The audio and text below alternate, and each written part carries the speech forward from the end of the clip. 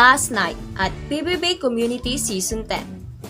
The PBB housemate, Jade and Josiah, deal with their daily tasks. And the first task that Big Brother asked them to do is that they will make a jingle about the types of curriculum in the classroom. Today's episode, the skill of the housemates will be tested to perform the jingle task.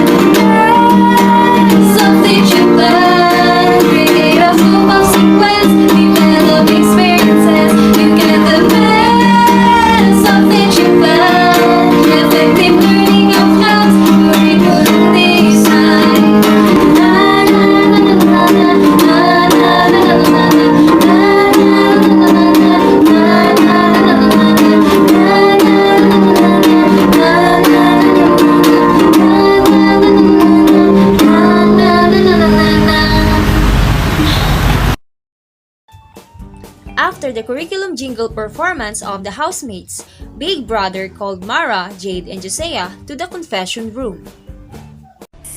Good day, housemates. How are you? First of all, I want to congratulate Josiah and Jade for doing an excellent job on their task on creating a jingle about the types of curriculum in the classroom.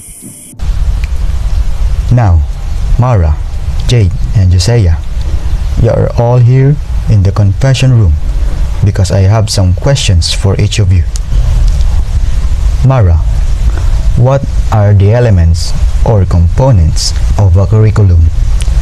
Note your observation on how the design was implemented or translated into a daily lesson to meet the curriculum requirement. Planning the daily lesson. First, behavioral objectives, desired learning outcomes. The objectives, desired learning outcomes were clearly presented. The learning outcome is aligned to the learning competencies written in the recommended curriculum. Second, content. The lesson was presented clearly and effectively. The teacher used different strategies for the students. The teacher used Socratic method wherein it focuses on giving the students question about the lesson. The students are actively participating. Third, teaching and learning method strategies. Teaching and learning method strategies develop the process of learning through putting it into action. Visualization, inquiry-based instruction, and cooperative learning. Fourth, assessment evaluation. The teacher will give an assessment to find out how much has been learned or mastered by the students. Now, Jade, using the downloaded lesson plan, try to dissect parts and identify what resources, including ICT, were utilized to facilitate teaching learning process. At the motivation part, the teacher used non-ICT resources, wherein she used question and answer method. Next is presentation of the lesson. The teacher used ICT resources. She presents the lesson through PowerPoint presentation. Next is development of the lesson. The teacher used ICT resources wherein she used PowerPoint presentation and video resources in presenting the lesson. There was an interaction between the teacher and the students. Next is generalization closure. The teacher used ICT resources. They familiarized the 5 basic principles of fitness training. Next is application enrichment fixing skill. The teacher used ICT resources wherein she used video presentation to understand better the lesson. Next is evaluation assessment. The teacher used non-ICT resources. She used paper and pencil test. Thank you.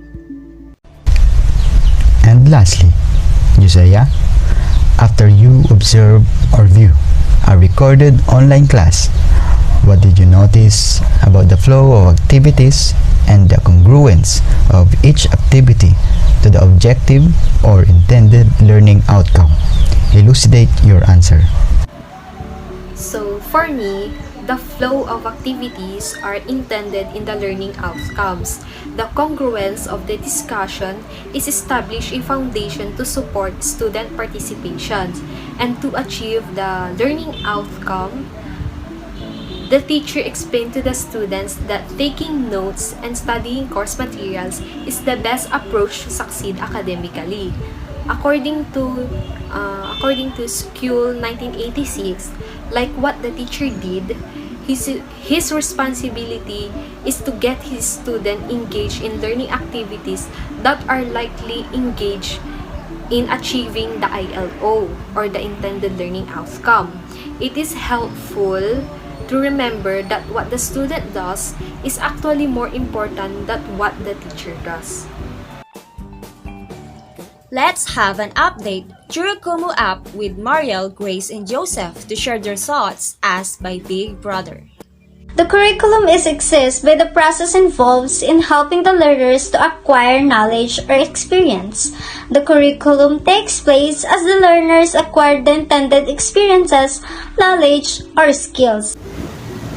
It is essential to have educational experiences in order to attain the desired learning outcomes. Educational experiences can have a cumulative effect if they are designed in such a way that they enhance one another. They recognize what criteria and approaches to use when creating structured learning experiences.